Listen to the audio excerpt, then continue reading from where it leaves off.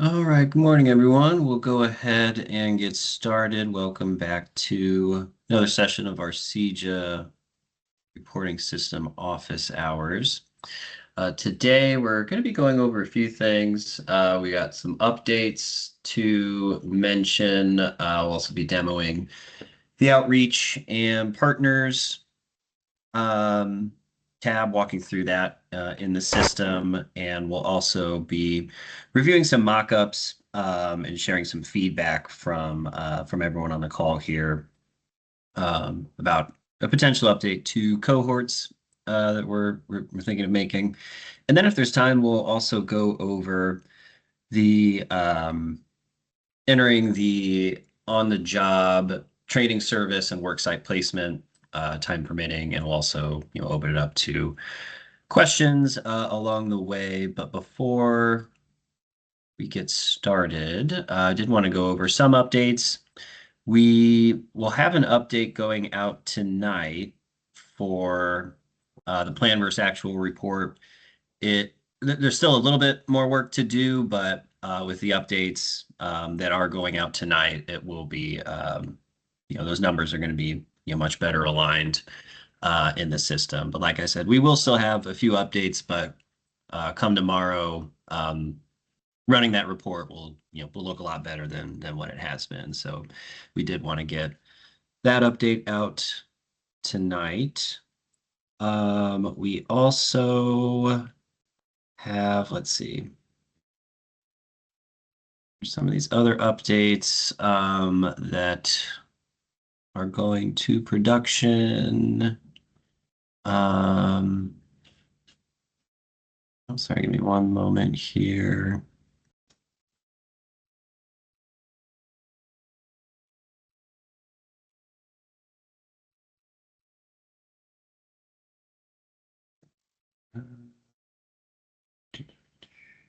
Okay, here we go. Let's just want to see what else might be going out tonight. I don't I think think there's the anything else worse. things, yeah, I think the only things that are going out tonight is for the returning residents, Amani Works, that update for them, and then the plan versus actual. Yeah. And then on Thursday, we have the UAT Yeah. release. And going into UAT tomorrow, some of those things are, I can pull up a few examples here.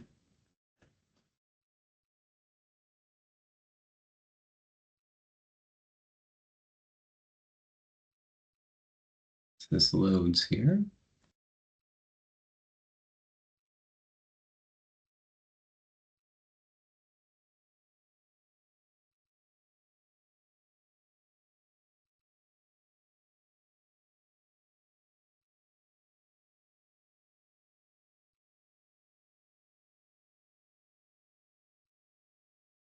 Let me refresh this here. Oh, okay. That would be why.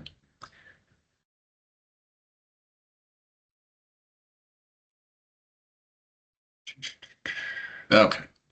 One of the updates we'll go over in the outreach and partners tab when we get to that demo portion there, where we've added an export for you to be able to export those partners. Another item going to UAT is on the transition outcomes page or on the program completion tab. When entering a transition outcome, before we had or going to UAT, we'll be with these questions that come up. Is this in clean energy or construction, building trades? We're getting rid of the unsure, so those buttons there will be yes or no options. And also in the dashboard, there was an issue with, and I'll just pull this screenshot over. There are customers showing up in this row for service needs assessment, customers who have one or more services identified in the service needs assessment that still need to be addressed. One of the issues with this was customers who, like we have here, they're all good. we have cost centered, and we have services provided. Customers who have, service has been provided. We're showing up in this dashboard report or for this row, so we're put a fix in for that as well. Okay, so those are the updates that I wanted to go over. Um, there are there's quite a bit that we want to cover, and we'll have time for questions at the end. But if there are any questions that come up along the way, feel free to enter those in the chat. But we'll also have a few minutes towards the end of the call to go over any questions. So outreach and partners. So we'll go through this. So once we log into the system, and I'm logged in as a Workforce Hub grantee, we'll click this Outreach and Partners tab. Now it'll take us to our Partners tab over here. And we can see in this case that we don't have any entered. So we can add a partner by clicking this Add Partner button, and we can enter the partner name. And in the types field, we can, so we have a multi-select where we can select the type of partner that it is. So we got our list here. We can select whichever ones we need to. We can enter the phone number, the email address. We have the industry NAICS code. We can search here. So we can enter that there. And then for partner current interests, we have another list of options here that we can select from. For apprenticeship sponsor, yes or no. If we select yes, then we get a few more questions here. Number of apprenticeship openings per year, the date the applications are due by, and the date for when the applications will be reviewed. And then we also have a link to the website or the application.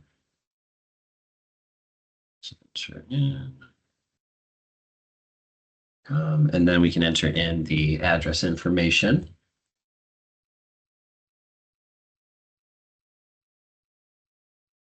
And then we can select the grantee, and then the memorandum of understanding, the MOU status. We have in process, complete, not applicable.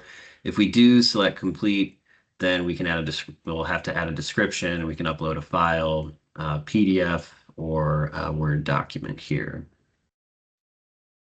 So we'll click to add the partner information, and we'll need to enter a note here. Subject and the comment. Click save, and then we can see that that note has been added. So we'll close this, and let's filter to our partner here.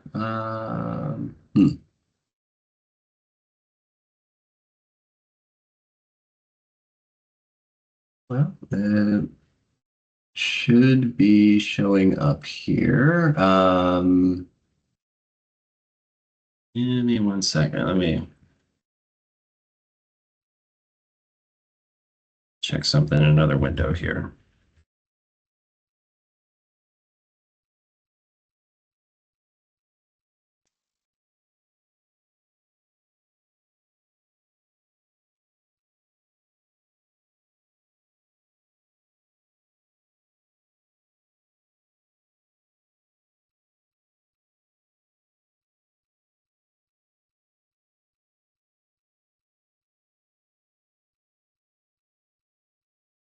Okay, it might not, some of the updates we've made some of the updates we've made might not be in this UAT environment. I was going to switch over to test, but it looks like they're pushing out an update at the moment.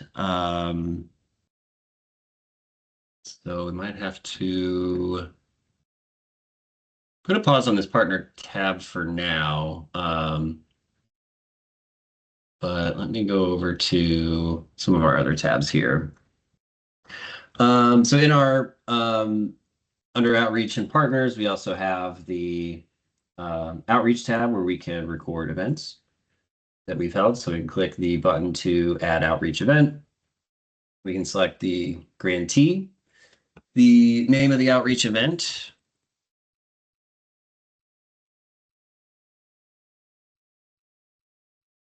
the audience type for business or individual engagement, the outreach type. We have options for canvassing, community partnership event or meeting, in-house event, and regional or state workforce board events.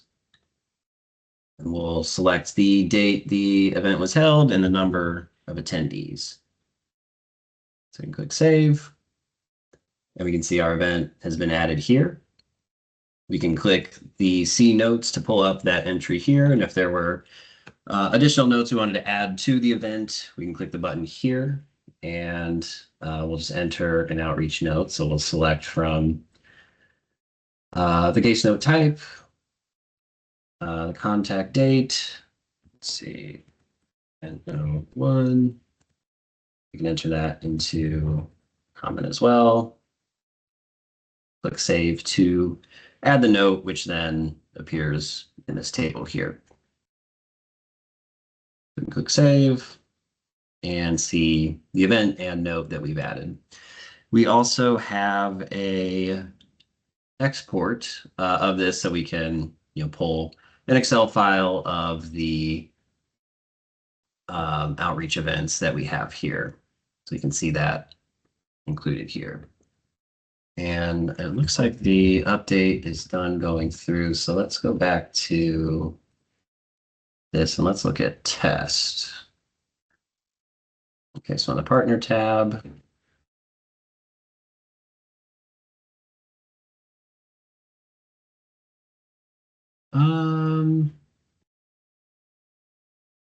I do not know why this is not showing up for me.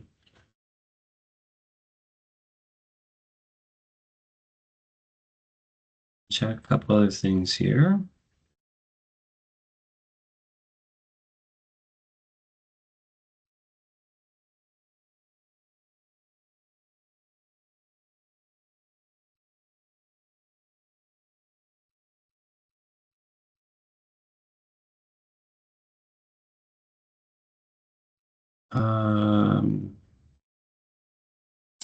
I tested it too, and we'll have to go back and say something to Jerome because the latest update, I don't see it either. I see the export button now, but now my people are not showing. Yeah. Yeah, I see it in production, but not test or UAT. So we'll have to talk about that. Let me see if we something else we can show here for this.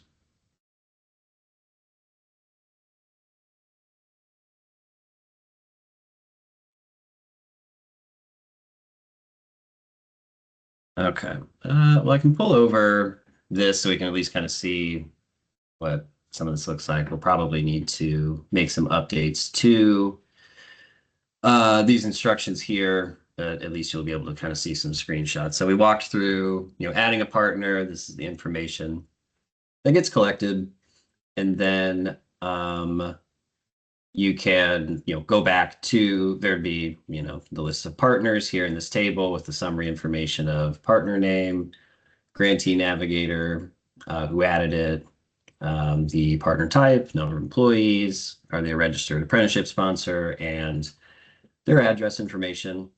And you are able to go back and add, similar to the events, you can add contact notes to those as well.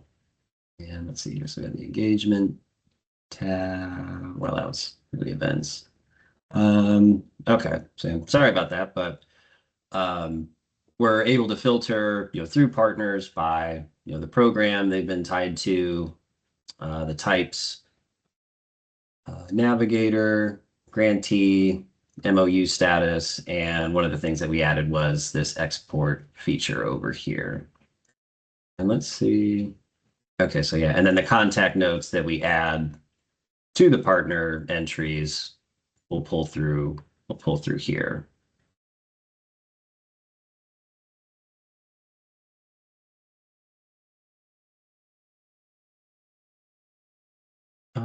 Okay, so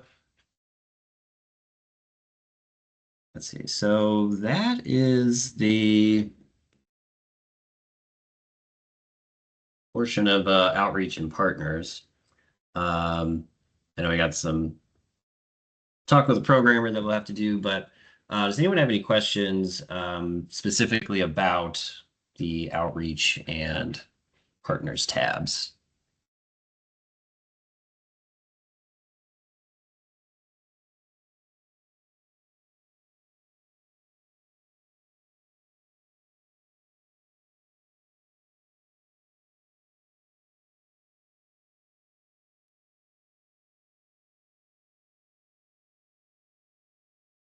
Okay. All right. Well, the next part on our call here was that we wanted to review an update that we're going to make for cohorts. Did you want me to go over that, or did you want to? Sure. Yeah, you can go over that, Okay. Sasha. I'm gonna steal the share from you, and I'm going over. Okay, got that one. All right. So one of the areas that we wanted to get your feedback on was the cohort piece.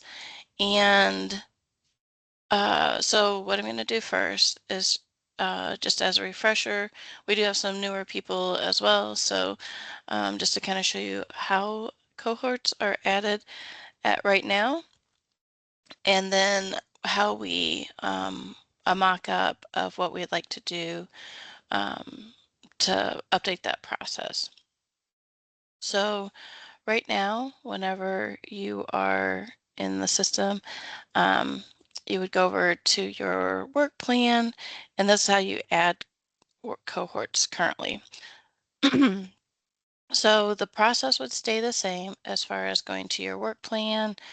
You have in your all these different areas, and then for the cohort section, you're still going to add your cohort. You have your name, the type, if it's job specific, you pick your next item, the capacity, the start date, the plan, end date for that cohort, and then the training provider that it's associated with, and then any notes. So, if it's information that's specific to this cohort, maybe it's like, the first couple weeks are doing this, the second couple weeks are doing that, or something that's, that'd be helpful that is specific to this particular cohort.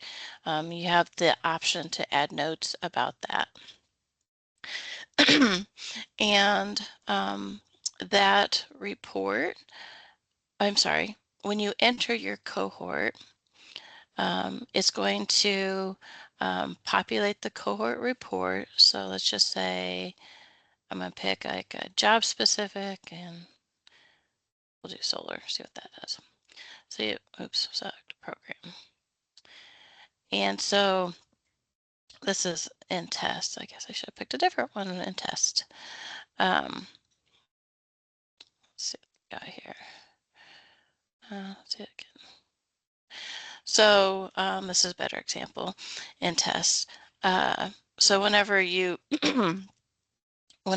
enter your information in your work plan for your cohorts, that information is used to populate this cohort report. So anyone that's in the system can access this report put in your filters. You can see, when their planned start and planned end dates are, the cohort capacity, and if they're, how many people are actually enrolled.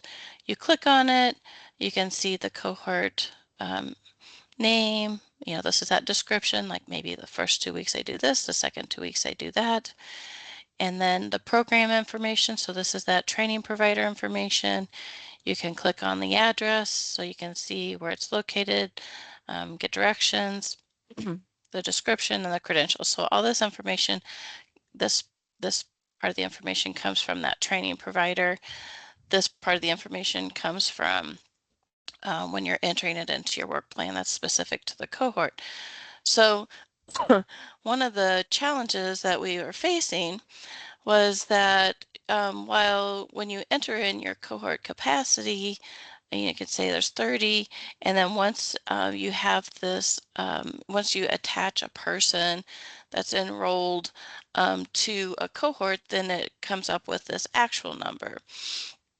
And so you can see that there's like this gap of what's the capacity to actually enrolled, how many people are kind of like waiting or like in process, like they've already been assigned to that cohort, but they haven't actually started the cohort.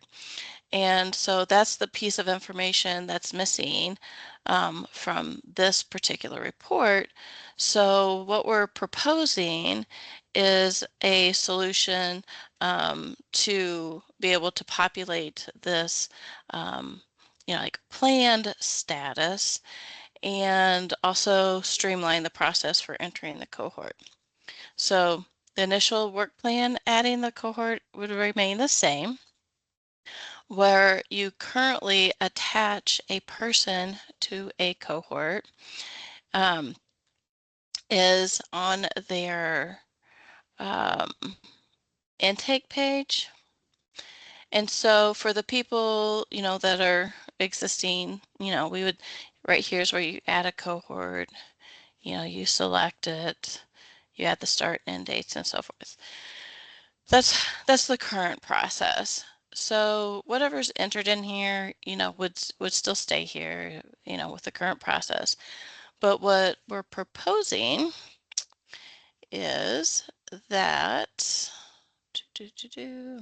I'm on my other screen, getting into the mock-up area. So, here's where we currently add it. What we're proposing is that adding a tab. So whenever you have your bridge or pre-apprenticeship or your job-specific training, that you would have with that template, right now it has start, service provider, cohort, post-assessment, or credential.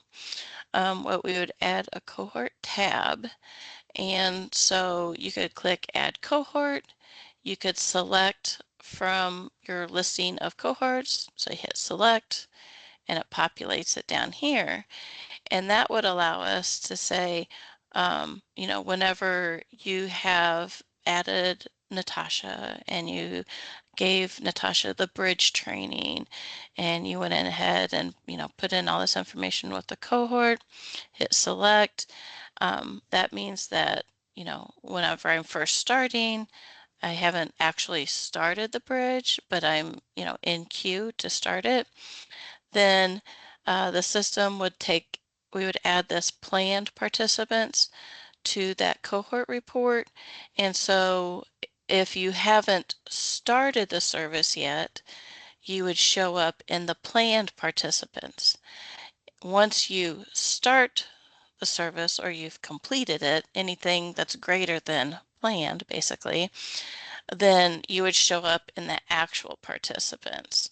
So you wouldn't need to remember to go back to the intake page to add your cohorts. Instead, as you're adding your bridge service or you're adding your pre-apprenticeship or your job-specific training, you would just identify the cohort as you're entering that training service. So that is the planned update. Do you have any questions or feedback, thoughts on this process, or if there's anything that I did not explain fully that you have questions on, please let me know, because we'd really like to get your feedback before we start the development for this piece.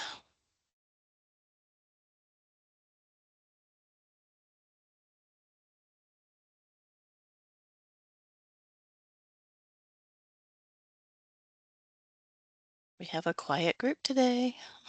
Natasha, I'll get us started. When Mhm. we have the, when they start a service and it goes from plan to actual, does that automatically happen, or do they have to go back in and push anything to have that participant move from the planned participants column to the actual participants column? They don't need to do anything other than when they change on this status tab. When they're on their status tab, there's a section that's like planned, started, completed. Once they switch on the status tab to from planned to started, it would automatically move them to the right sections on this report. So no, they don't have to do anything extra than what they would normally do.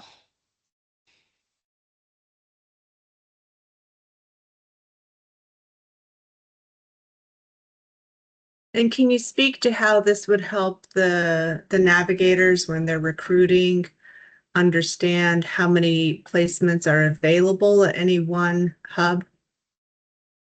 Yep. So this, so in the cohort report, as you're working with an individual and, you say, oh, I'm interested in solar. Oh, great. These are the different solar programs cohorts that are getting ready to start. And, these are the planned start dates, so maybe it starts a month from now. We can see what kind of bridge programs they have, when those bridge programs start, so they can look at those different types of um, options that are available. If they want to look by a specific, you can look by the program, but then you can look like specifically by a certain, um, a certain like workforce hub grantee. You could filter by that. You can see what options they have available. And then you'll see the capacity here. But what the plan does is, if you're already at, you know, 29 and there's an actual and there's one here, so they're already at capacity. So then you'll be able to say, oh, well, we can't get you into cohort 1, but cohort 2 starts, 2 weeks later or something like that. I don't know. It should help with, you know, that visibility of what programs are available, what's the timeline for those that are available, and then what capacity have and how many people are already on a waiting list for it.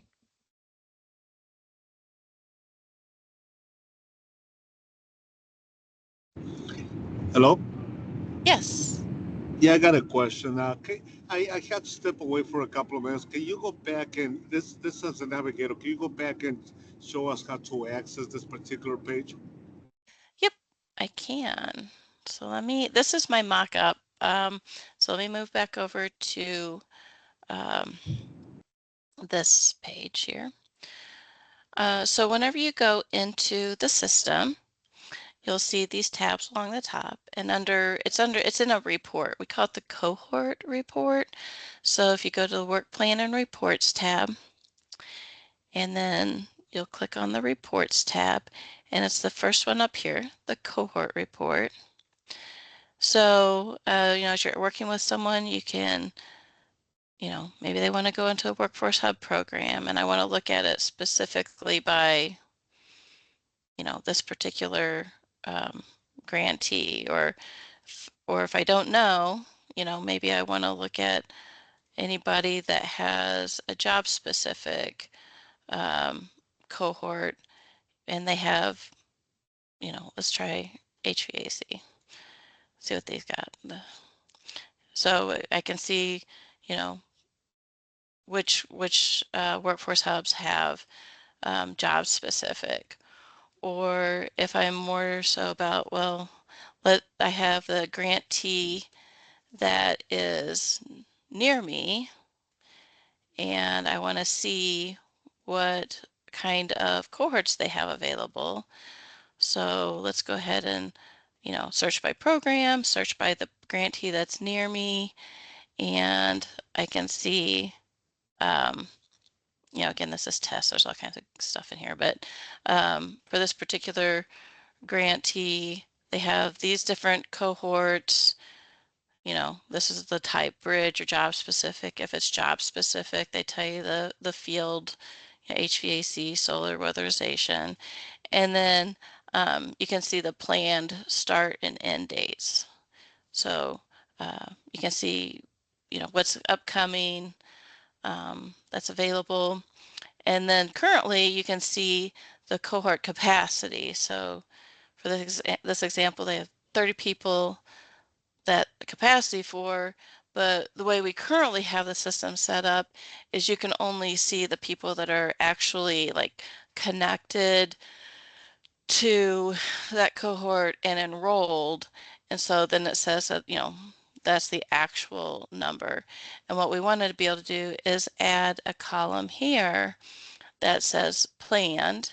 So you can see the capacity, how many people are in queue to be a part of that cohort, and then the actual number of people that are in that cohort. So that can help you determine, what, based on the dates, the interest, the availability, of where to direct those individuals to.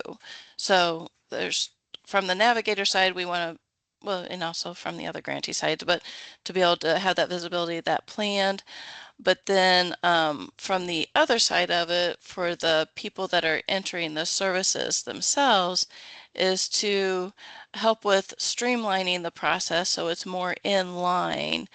Also to help with data, accuracy. So if you're entering the bridge and you know that this is required, then, you would go ahead and make sure that that cohort is added, as opposed to right now, it's separate where you would just add it on the intake page.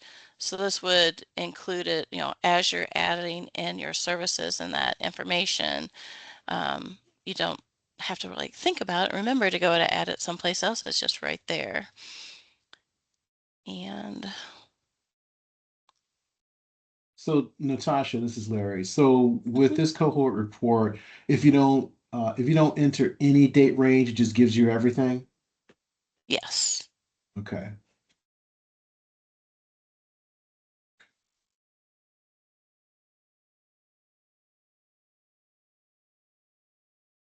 Thank you. Mhm.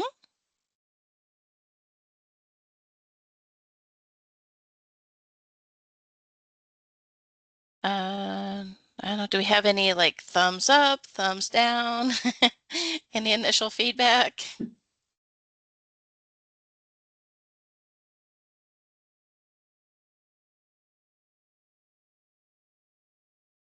All right. All right, we have a thumbs up. All right. It's Yeah, okay to give I a know thumbs this is down. something. I know this is something that I'll just at least speak for my northern grantees. This is I know something that we've been very interested in seeing for a long time. So I appreciate you adding this functionality. Mhm. All right, we're gonna consider it, unless there's any objections or any suggestions for improvement, we're gonna consider it a good to go to schedule for development.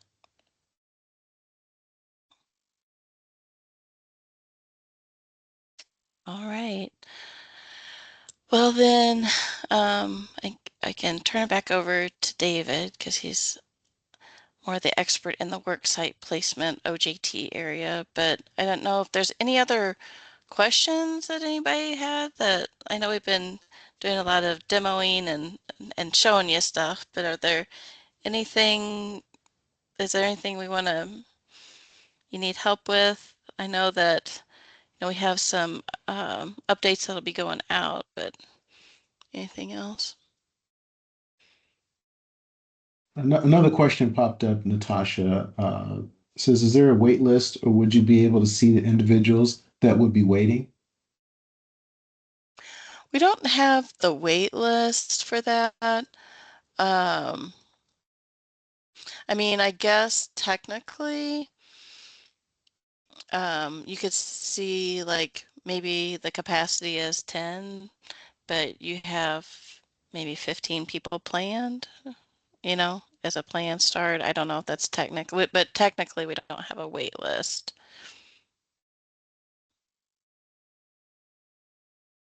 But it should give the grantees visibility, with the intake and when you're adding in the service that, hold on, David, I'm going to steal this back.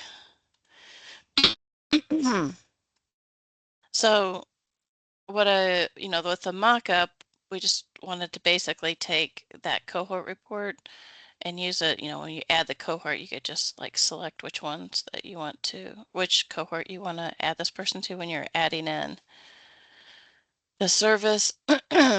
So, if you know that you have, you're at capacity here, you could have that discussion of looking down to the next cohort and adding them in, down there, like reserving a spot for the next cohort.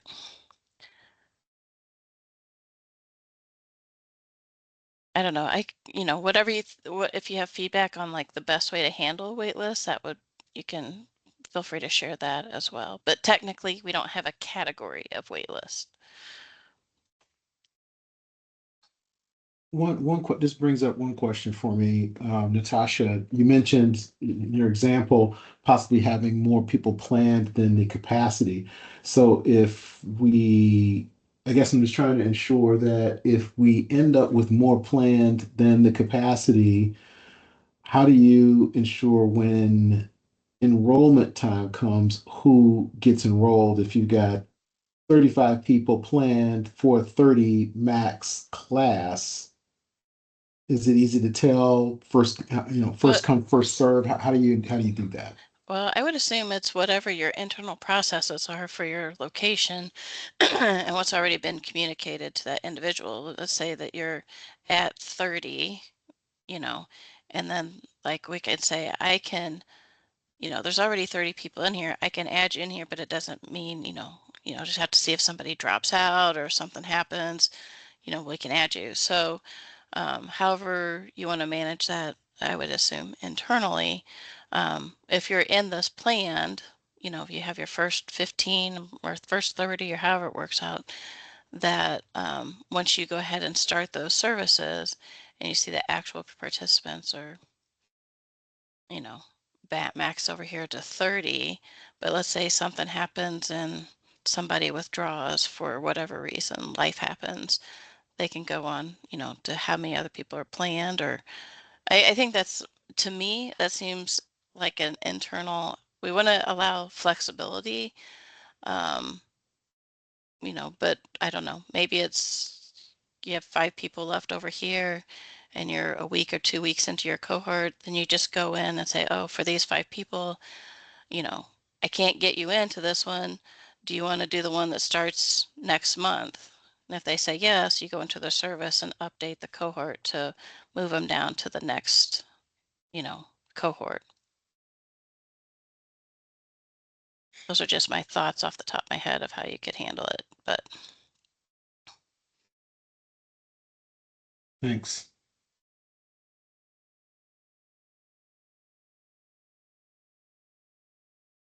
But also this is an opportunity for those that are in that situation, provide feedback as to what would be most helpful to you all as well.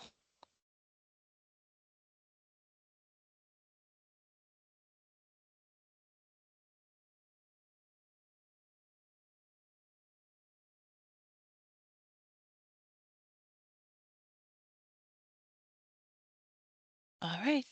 Well, feel free if something pops up in your head and you want to share it with us, or you want to share it with us via email, not from a group, that's fine as well. But I'll go ahead and turn it back over to David.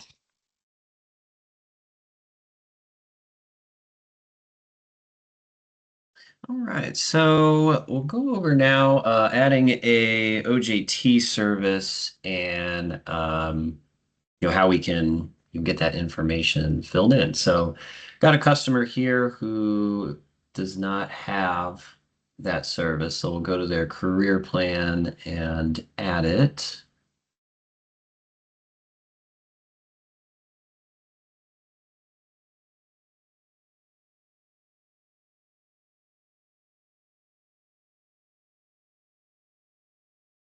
So we'll go to the Add Step Services tab and we'll click to add the service. And let's see. We'll look for our on-the-job training service. We'll click to add, and then we can edit it here. Click that pencil icon, and we'll see that the template for this is different than our other services.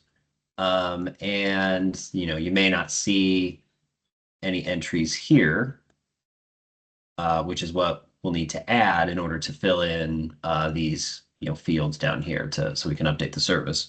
So in order to do that, we'll click the icon up here between provider info and the reports tab. And this is worksite placement. So we'll go to worksite placement and we'll need to add an employer and worksite. Oh, it looks like I have to filter to a couple things here. Okay, so we'll select the project, CEJA, grantee provider, and then we can add the employer. And so you may not see anything here, so we'll add a new one.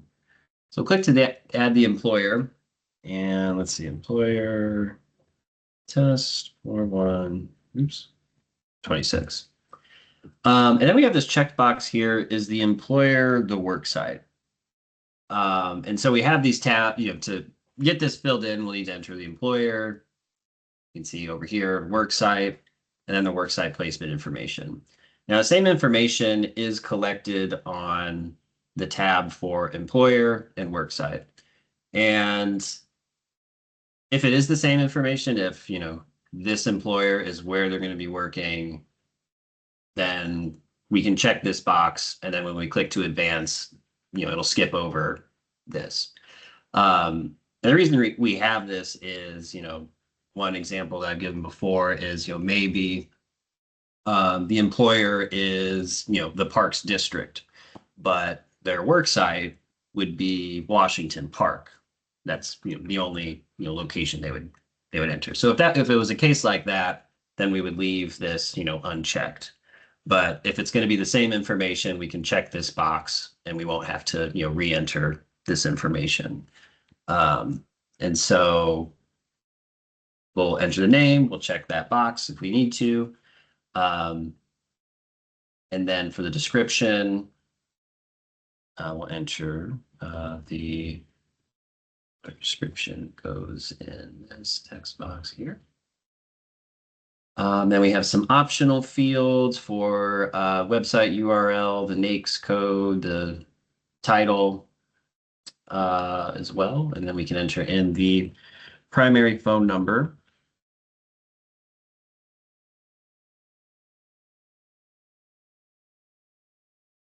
And the address information here. And then we'll enter the contact information. So we'll enter the first name, the last name, the title, job title, and then the email address here, and the primary contact's phone number. Go ahead and click next step. And since we did have that box checked, that it was the employer was, or the work site is the same as the employer, it took us right to this work site placement information. And then we'll enter the SOC code lookup. We've seen this kind of code lookup before. So you can click search to pull them all back, and in this text box here, select to pull in the stock code and then the job title, which we can update as needed. And then we can enter a description of the job, the on-the-job training here. And then employment type, we have our, a list of options here. Since we're looking at on-the-job training, we'll go ahead and select that. Then we'll enter the hourly wage for placement and the total number of openings and the estimated length in weeks. It's a lot of weeks. Okay. So once we have all that filled in, we'll click finish. And then we can see that we've added this entry in here. So we can see the employer, the work site, the job, the total number of openings, positions filled. And so then when we go back to our service that we've added, when we refresh this page, we will see the employer and work site that we just added. And just to go over that again, because I know it is new and it might be a little bit confusing. To reach this page, this is the tab up here for worksite placement. We'll need to filter to our project and provider. We'll click to add an employer. We'll click to add a new one. And this time we won't check the box just so you can see, both ways of how this works. Okay, so second employer test for 126. We'll enter our description again, our phone number, address information of the employer, and our contact information again, name, job title, email, and phone number. And so, let's say this was, kind of the Parks District example I gave. So how about this? Parks District, Springfield Parks District.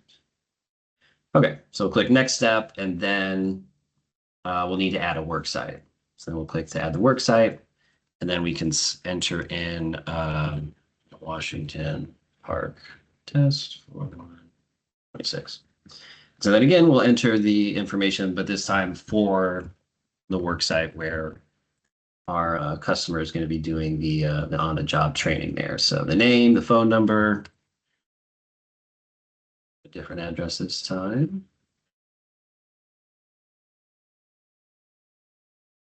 And we'll enter the primary contact information.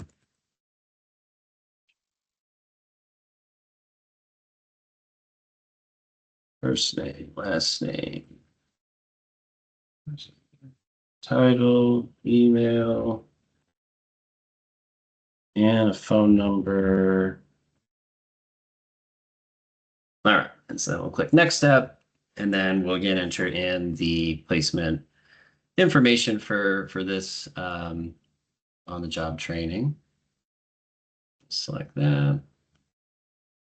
I'll fill in the title, which we can update, and we can enter the description for employment type, and select on the job training, hourly wage for placement, number of openings, and number of estimated length in weeks. So then we'll click finish. You can see we've added it here. And then when we refresh over here, this will also appear in our table. I got both of the employers and work sites and jobs that we've added just now. And to fill in this service, so we'll say, for this customer, we'll say it was this one here. So we'll click add, and we can see all that information that we enter and pull in here. We can see the job title, employment type, employer worksite, the hourly wage for placement, pull in here. And then for these other fields, we can enter, we can update those accordingly. The minimum wage for placement, hourly wage for placement, subsidized wage or training wage match, if applicable. I think that's why we have it defaulting to 0 in some of these fields. And then for the position, we can select part-time or full-time. For status, we'll say, this is for the service status, started open, and we can enter a start date and plan due date and the average weekly hours. And I believe if we try and update this here for our case note, we were also required to, oh, yes, we will need to add it to a goal. So we can assign it to a goal, but then we also need to select the service provider. And then if we try and update this again now, we should be good to go. Let's see. All right, so the service, yes, has started open. And, we can, update this, as needed as they're, progressing through. We can, when it comes time, we can mark it as successful completion.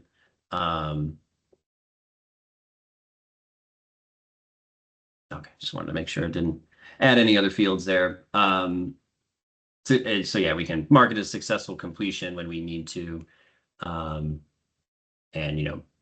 update that status there. If we also enter, maybe we're updating this customers on the job training service, but then thought, oops, this was actually a different worksite employer that we needed to selected. We can select remove worksite or this worksite job, and this should, reset, the template here so that we can then enter in the correct information.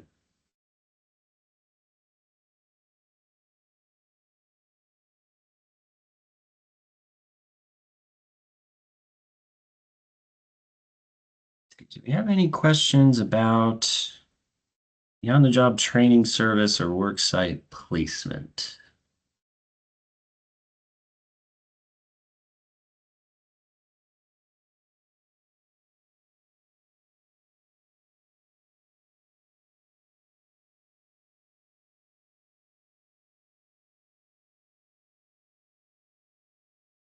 I know it is new, and as we kind of do our rounds of going over the different parts of the system, we'll go over this in additional or future CEJA office hours sessions as well. And I do see a different question or a comment in the chat. Would still love to see the ability to add a case manager to each participant and then allow a report to be pulled on how many days it has been since a two-way contact has been recorded. As our student population is growing, it would be helpful to ensure someone has not been overlooked on communications and outreach. I think we did have something. I thought we might have had let me take a look at that. I thought we had maybe, as a future update, being able to, wait a minute. It is on the list of things to Yeah. Yeah. Development. Yeah, because I believe we had that we would be able to, add them. I think it was on the intake or the progress page. Yeah, we talked about that. We haven't dug into the deeper side of that yet, but the two-way communication, is that something tell me a little bit more about that. Is it more of people that haven't had that specific type of case note entered into the system, and maybe like on the dashboard, it's been X number of days without two-way communication. Can you tell me a little bit more about like how many days, or if it's, you know, is that something you'd want to put like on the dashboard as a flag? Something similar to IWDS. Okay. Sorry, we're all in one room together, so we were trying to make sure we didn't give feedback. So with iWoods, it was a 30-day communication report, and Okay. we used it to make sure that we had a two-way communication. So on that list, that drop-down list of what type of communication or what type of case note you're putting in, you have, you know, phone call, talk to student through phone call or whatever. One of those ones would trigger that pull. So it would have to be one of those, not just, you know, like a general case note. It would have to be one of those phone call, email, in-person ones. Okay. Basically ensuring that you've had some actual communication. You're not just reaching out blindly and not getting any response. So phone call, sorry, the two-way, so like an email wouldn't do it. Yeah, would email, you- yeah, because you have the response back from them. Mhm. It was phone call, email, in person, and there was one more I think that you could choose from in that drop down. They're towards the end of the bottom of that box. Okay. And then that would be like a dashboard line item. You think that like within 30 days? Yep. Check. All right. We can put that Thank you. on the list. Thanks.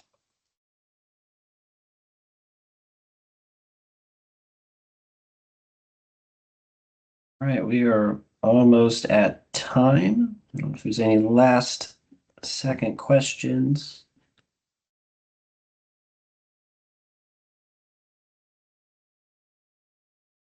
Well, if not, we will end our call here. We will get the recording posted to our partner guide.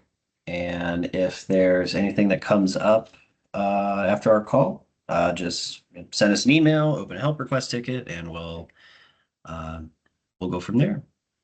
All right. Thanks, everyone. Have a good rest of your day. Thank you. Thank you.